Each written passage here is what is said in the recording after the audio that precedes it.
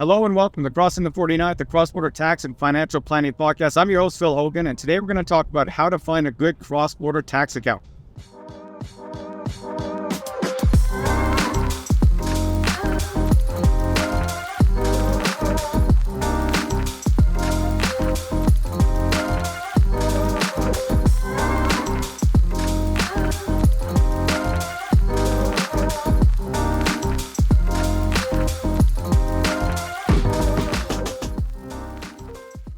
Okay, just driving to the office today. Thought it'd be a good idea to do a quick video on how to find a good cross-border tax account. I mean, we're in November right now, and of course, we're past tax season. We're past the October 15th deadline, and I sometimes get this question at this time of year, but I get this question a lot coming into the first part of the year every year.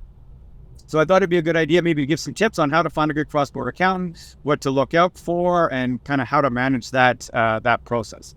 So the first thing I would likely say is, and this would apply to those that are thinking of, finding a new cross-border accountant if they've never had one, if they're moving to Canada, earlier the better.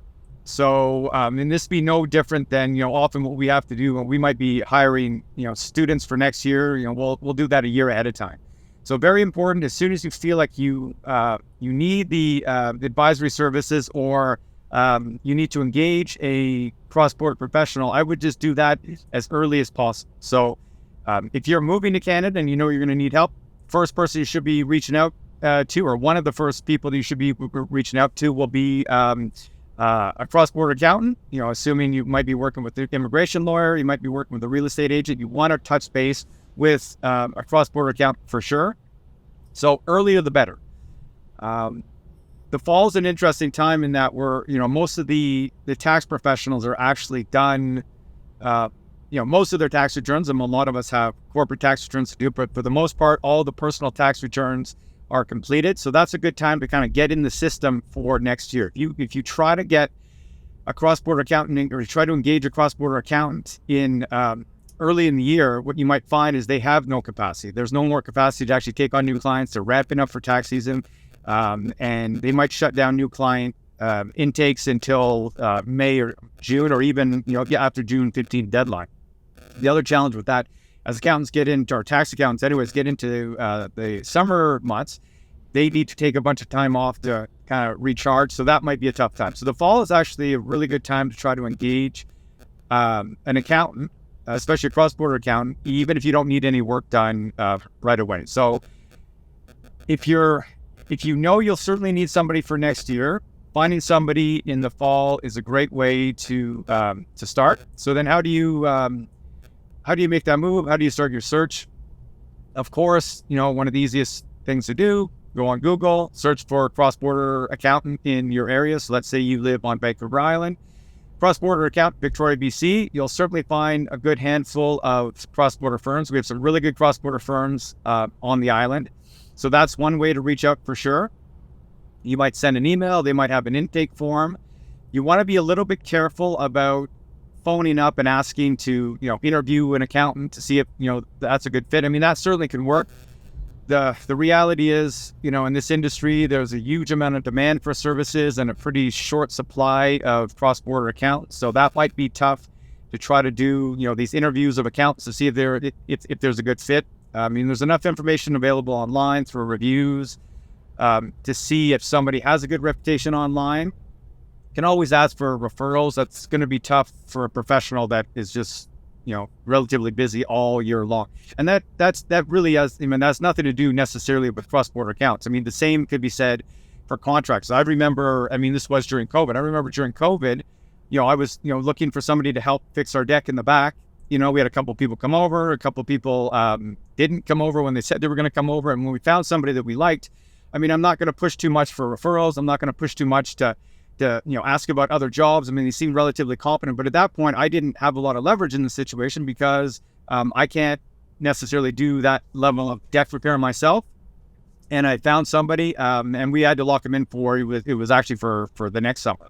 So at this point, it's gonna be pretty tough to get, especially cross-border accounts, to kind of fight for your work, which can be tough for a lot of people to really understand, but that's just the environment that we live in. So that being said, when you do find somebody that that you feel can help, that you like, I would kind of get them to get you in the system for next year. So let's rewind a little bit. So once you find that individual that you think has the competencies to help, I would try to get them to commit to having you as a client for next tax season. Now, this is assuming that you don't need any tax work before that. You might be, asking for, some streamlined filings to get caught up. You might have some issues from prior years that you need fixed, and they can likely do that in the fall.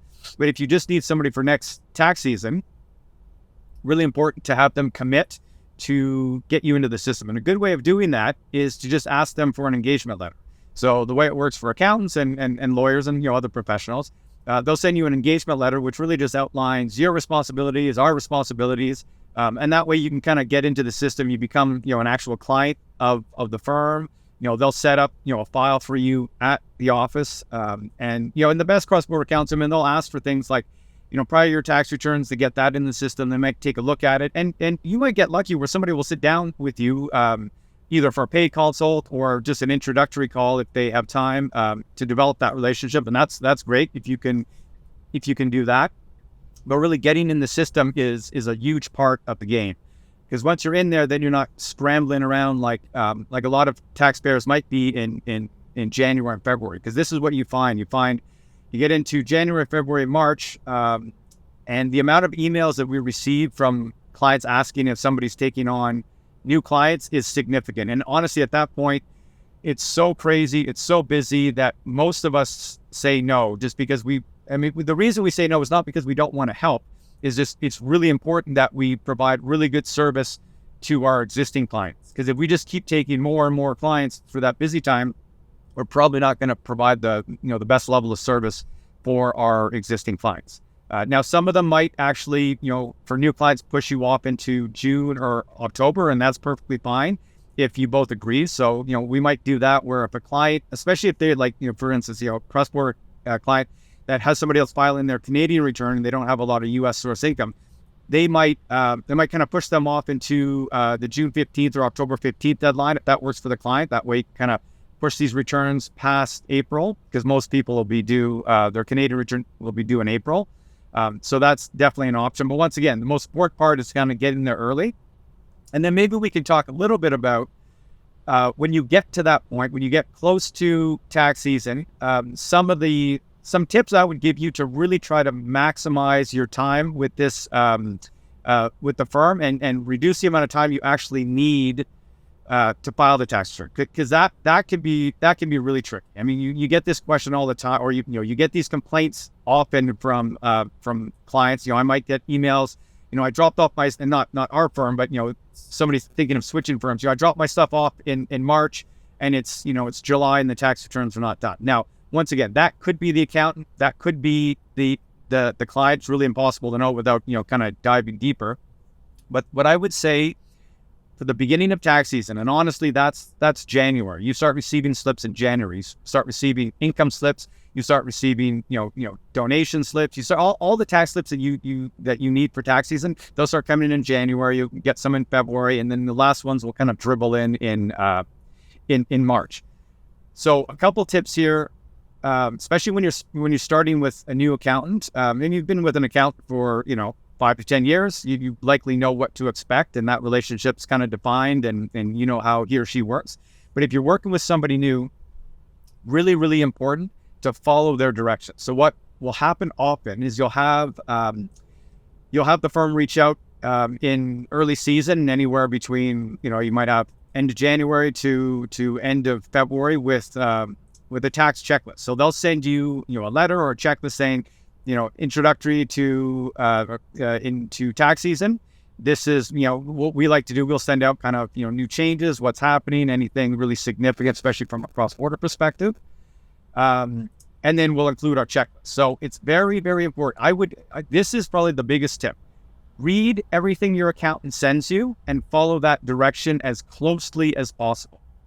And the reason that's important is because so much of the time on files, and the reason why tax returns tend to go long, is because of the back and forth. Like I always use the example, if a client was able to drop off 100% of what we asked for, or 100% of what they know they need to file, that tax return can get on somebody's desk. They can complete it and go through a review. You might have a couple follow-up questions with the client. That's the most efficient way, obviously, to file and prepare a tax return.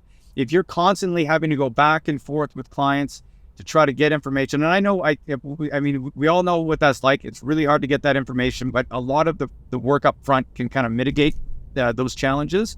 That back and forth time, you would be surprised at how much that adds up on the file. And I know, I mean, for the most part, most accountants are doing, working on an hourly basis. And the reason that is important is because it seems to be the fairest way of billing clients. I have some clients that require, very little, let's say, hand-holding back and forth with the tax return. They're very organized. They'll get us exactly what they need. They follow the checklist to the T. They organize all their stuff and they get it to us.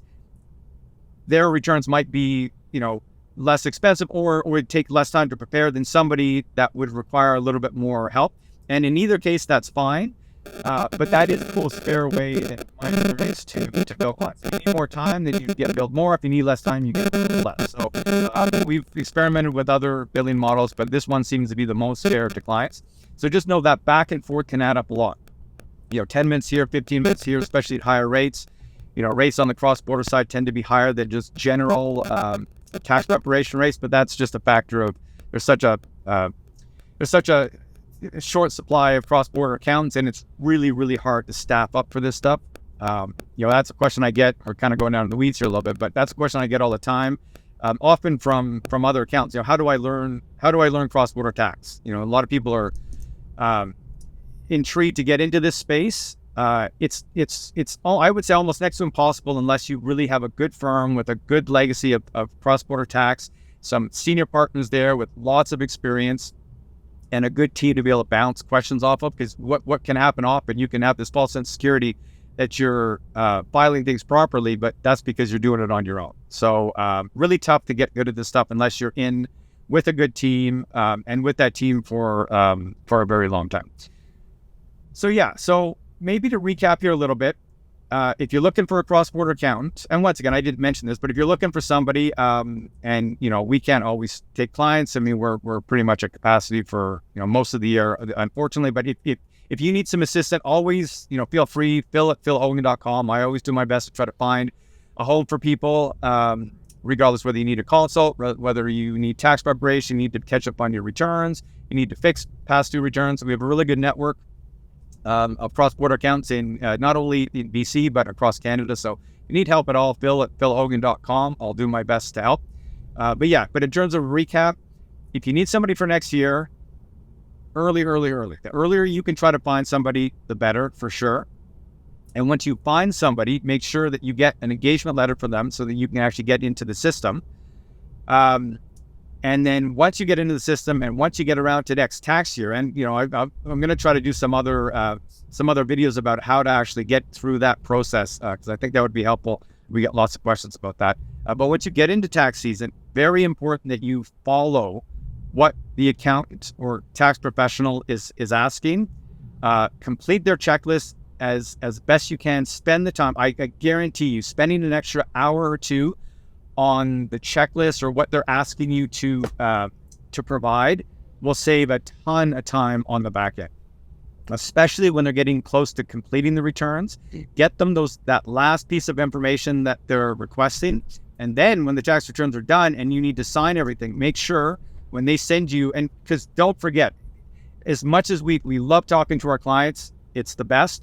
The problem is when you get to the end of tax season, you have hundreds and hundreds of emails and tax returns to get through. We would love to sit down with everybody to go through the last final items on the tax returns, but it's just simply not possible. We just won't get them all done. And that's just a factor of most tax returns having to get done by April 30th. I love this stat, but I tell this stat, I think we get like 50% of our returns done in the last 2 weeks of April, which is an insane crunch, but it's just a factor of the deadlines.